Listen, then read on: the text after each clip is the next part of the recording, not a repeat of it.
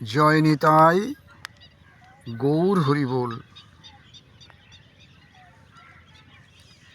প্রতিদিনকার মতো আমরা কিছু শাস্ত্র সিদ্ধান্ত যুক্ত ভাগবতীয় আলোচনা করছি।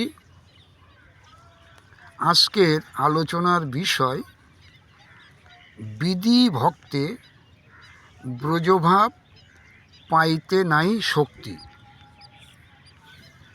বিধি ভক্তে ব্রজভাব পাইতে নাই শক্তি। কেন? শ্রীল কৃষ্ণদাস কবিরাজ মহাশয় শ্রী চৈতন্য চরিতামৃত গ্রন্থে এ বিষয়ে কি বলছেন আমরা শাস্ত্র থেকেই জেনে নিই। বিধি ভক্তে ব্রজভাব কেন পাওয়া যাবে না?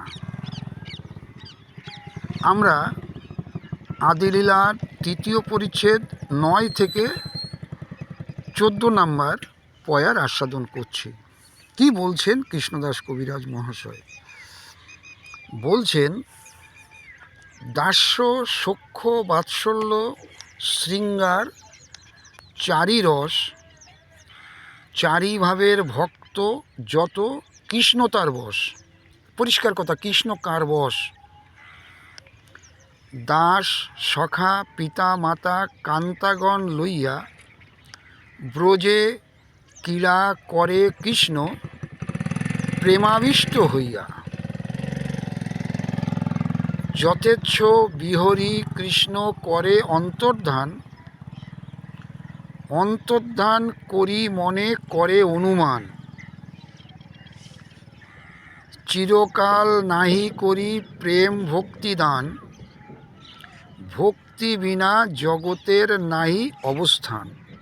তাহলে ভক্তি বিনা জগতের অবস্থান নাই, শাস্ত্র কথা বলছেন, কৃষ্ণদাস কবিরাজ কথা বলছেন।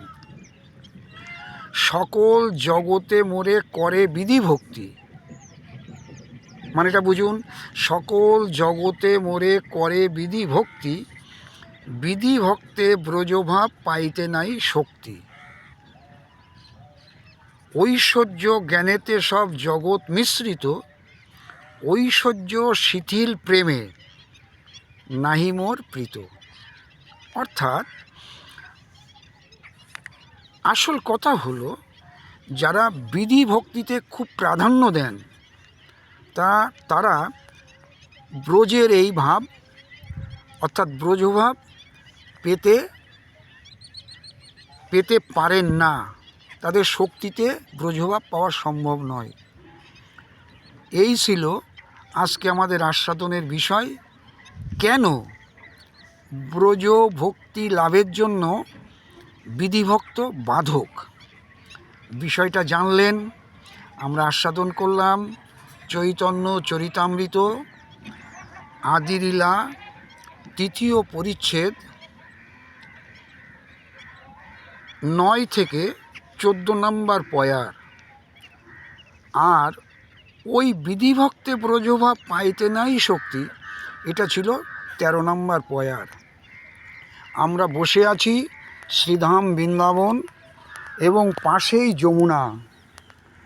এতক্ষণে আমাদের সূর্য ভগবান কৃপা করেছেন, কুয়াশা কেটে চারিদিকে একটু পরিষ্কার হচ্ছে।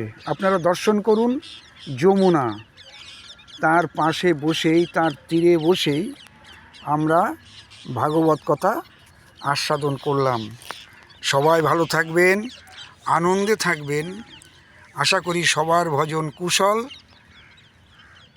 জয় নিতাই, গৌর হরিবোল, রাধে শ্যাম।